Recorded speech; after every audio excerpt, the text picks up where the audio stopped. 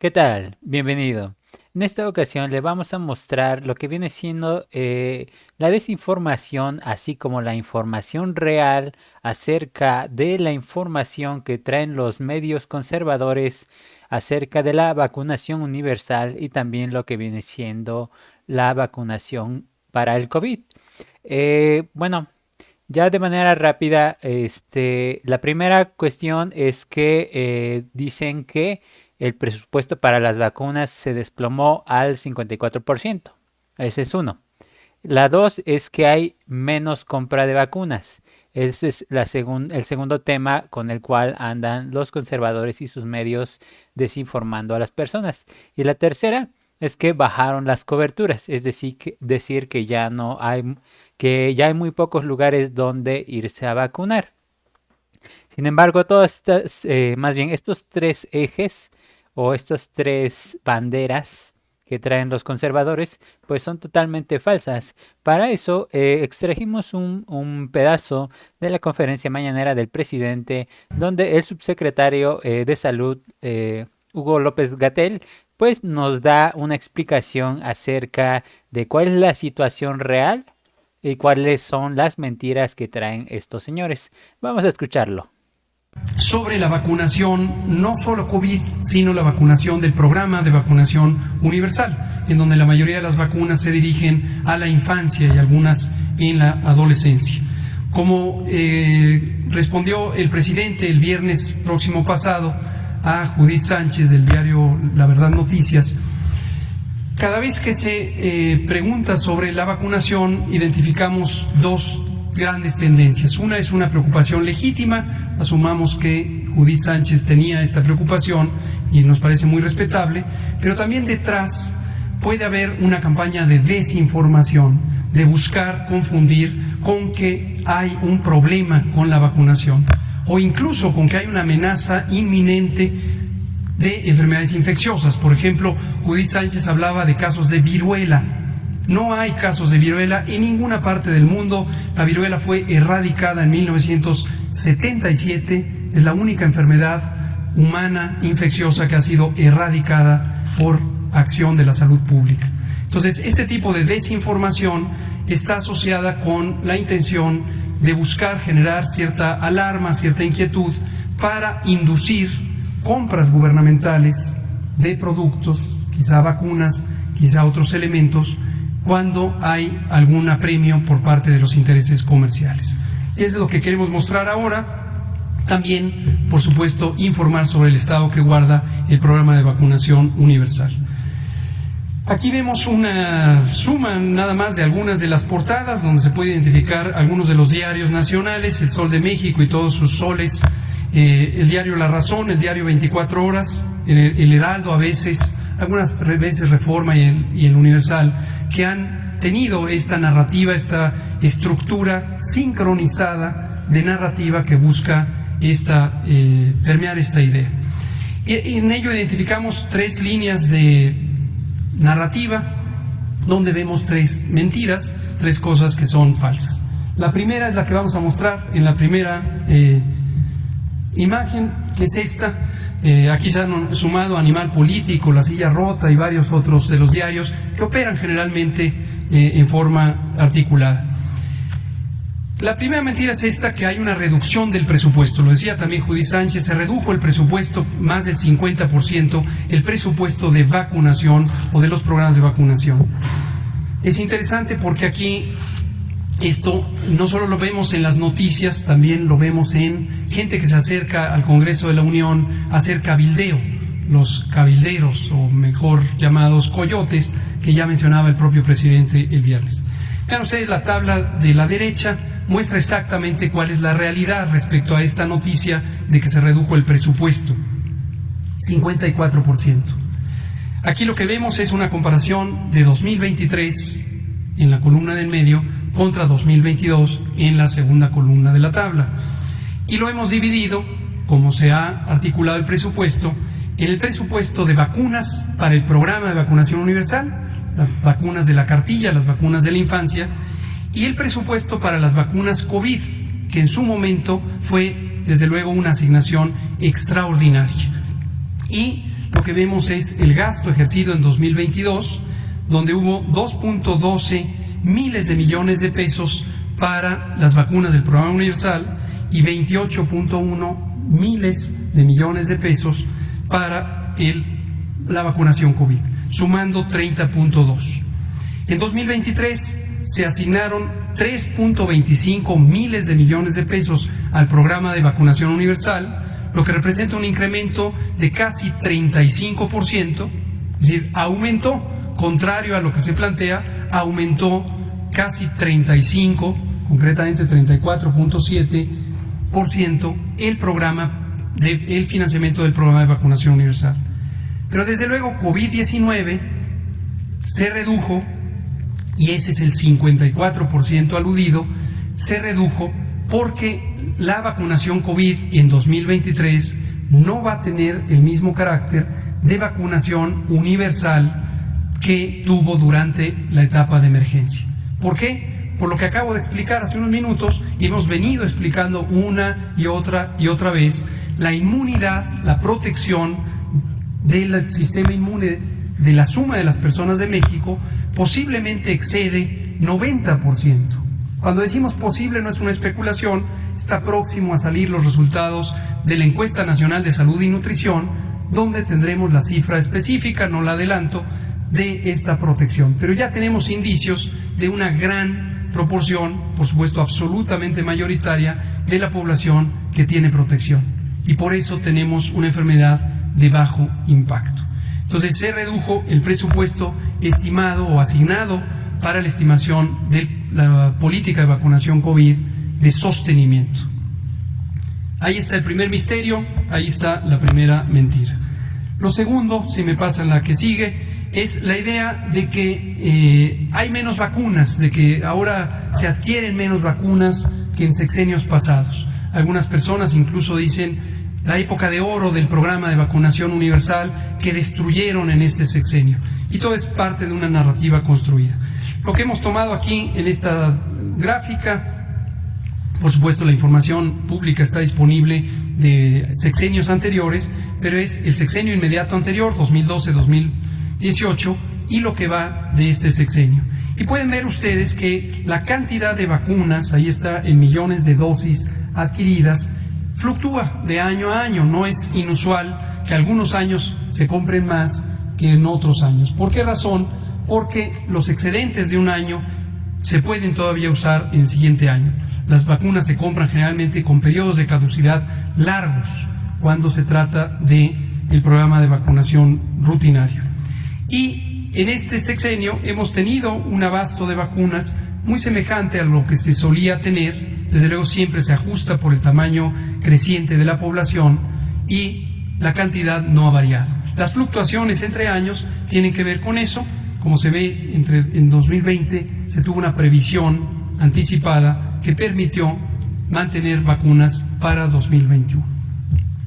La tercera es que bajaron las coberturas de vacunación y se invoca que hay desatención o devastación del programa de vacunación. Vean ustedes ahí el titular del diario La Razón junta las dos ideas. Se cae la vacunación y baja el presupuesto 54%. Entonces nótese que es una narrativa construida por este interés comercial. Dos especificaciones, lo que se ve en la gráfica es la cobertura de vacunación promedio de los distintos tipos de vacuna que se usan a distintas edades y se muestran ahí en colores las distintas edades. En 2019 efectivamente tuvimos coberturas bajas. ¿Por qué razón? Porque son el registro de lo que venía del sexenio pasado. En su momento explicamos en múltiples ocasiones cómo hubo un desplazamiento de Birmex, la compañía pública de vacunas, por una compañía oportunista que surgió en el sexenio pasado, compañía que ya desapareció, resultó ser una facturera y nos dejó con un déficit de entrega de vacunas, particularmente de sarampión rubiola. Esta inquietud sobre la cobertura de sarampión rubiola ya la habíamos advertido algunos de nosotros cuando trabajábamos en el campo académico, en el Instituto de Salud Pública, y veíamos venir el riesgo de un brote de sarampión en la medida en que en América Latina podía haber esta realidad y que en México a lo largo de muchos años se fue bajando la cobertura de vacunación contra el sarampión. En 2020, naturalmente, la pandemia redujo la cercanía, el acercamiento de la población hacia los centros de vacunación, y esta vacunación se empezó a recuperar en 2021. Las cifras de 2022 que se ven ahí, desde luego, son preliminares y no reflejan todavía la totalidad de lo logrado durante el año. Termino comentando qué hicimos respecto a lo que se venía identificando como una erosión del programa de vacunación en los sexenios previos, en particular sarampión y rubiola. Identificamos, si nos pasan la siguiente, los escenarios que se ven en el lado izquierdo, y quiero destacar el primero. En 2019 tuvimos un pequeño brote de 20 casos de sarampión. Mayormente fue casos importados, pero después hubo transmisión doméstica. 95% de estos casos debieron haberse vacunado en sexenios previos. ¿Por qué lo sabemos? Por su edad. La vacuna contra el sarampión se pone al año de vida, y estas personas tenían entre 2 a 55 años de vida, lo que habla de una falla vacunal en los sexenios previos. Pero después, en 2020, tuvimos un brote bastante más grande, más de 220 personas que tuvieron sarampión. Todo esto también de manera importada, en la medida en que en América Latina, en particular en Sudamérica, se ha reemergido el sarampión. Y 68% de los casos debieron haberse vacunado en sexenios previos. Lo mismo lo sabemos por la edad. Esto no es nuevo, esto lo informamos en su momento que hicimos público el estudio de brote. En fin, luego tuvimos otras condiciones. Durante la pandemia, obviamente, hubo déficit en la producción de vacunas. De la vacuna de VPH, 2 empresas farmacéuticas mayores, Glaxo y Merck, en cierta manera se conglomeraron. Glaxo dejó de producir vacuna de VPH, alertó que no iba a tener vacunas durante 2 años, ni para México ni para muchos otros países, y no pudimos tener vacuna de VPH. Entonces, lo que hicimos en respuesta es una cosa que se llama campañas de recuperación de cobertura. Esta es una estrategia de la salud pública que inventaron los cubanos en los años 60 y que ha sido adoptada en todo el mundo. Es un gran acierto de la medicina y la salud pública cubanas. Hicimos la misma práctica, y entonces son campañas intensivas, donde no hay un calendario específico, sino se va buscando a la población. 3 vacunas en particular: rubiola, sarampión y rubiola, sarampión, parotiditis. La segunda, la vacuna hexavalente. Ahí está la lista de enfermedades para las que protege, incluido poliomielitis, donde efectivamente en otros países, como en Estados Unidos, ha presentado casos de poliomielitis, lo cual es una reemergencia de la poliomielitis en el continente. Y VPH. Los resultados en la siguiente imagen: más de 8 millones de dosis de sarampión rubiola, seguidas de 1,5 millones de sarampión rubiola parotiditis, la triple viral, en 2021. En 2022, casi 2 millones de la vacuna hexavalente. Estas, insisto, son de recuperación, adicionales a las que se van poniendo en el día con día a los niños que llegan a la edad.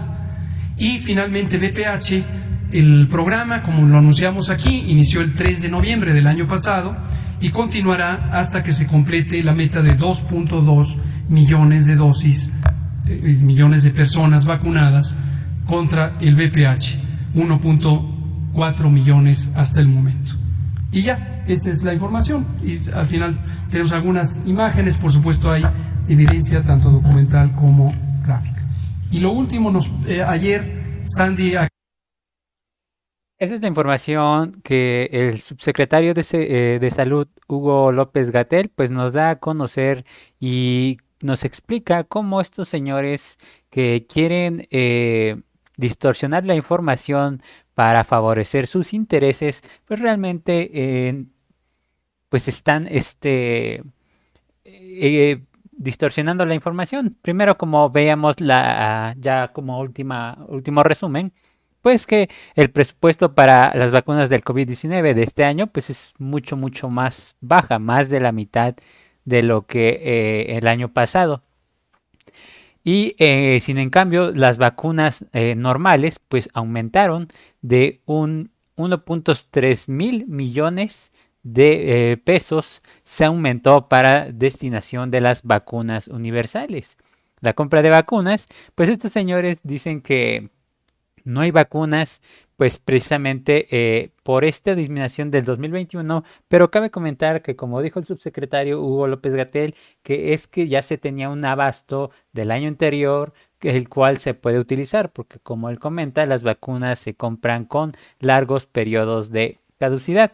Y las coberturas de que comentan otra vez los medios desinformativos es pues precisamente porque los medios no se enteraron que en el 2019 empezó una pandemia que nos encerró a todos y que pues era difícil ir a vacunar a tus hijos o ir a vacunarte tú mismo. Este, bueno, más bien a los hijos, en este caso, parece que a los medios se les olvidó que estábamos en medio de una pandemia. Y bueno, comentar de nuevo también que el sarampión y rubiola fueron de los pues de las enfermedades que más estuvieron brotando en los últimos 2 años y que se ha estado realizando una campaña masiva en lo cual han vacunado a más de 12 millones de personas de las distintas edades contra estas dos enfermedades y otras que comentó el subsecretario Hugo López-Gatell. Bueno, esta es la información que le tenemos en cuestión de lo que viene siendo el supuesto recorte de la vacunación, que no lo hay. No, no hay ningún recorte. Lo que hay es un incremento de 2.12 miles de millones a 3.25 en miles de millones. Entonces, por el contrario, hay un incremento en las vacunas universales, donde hubo pues una caída del más del 50% hasta más o menos el 33%, 35%, viene siendo en los del COVID-19, porque pues actualmente todavía existe la enfermedad no va a desaparecer como ya sabemos, sin embargo pues ya hay menos personas, muchos menos personas que vacunar. Bien, esta es la información que le tenemos para usted y nos vemos a la siguiente.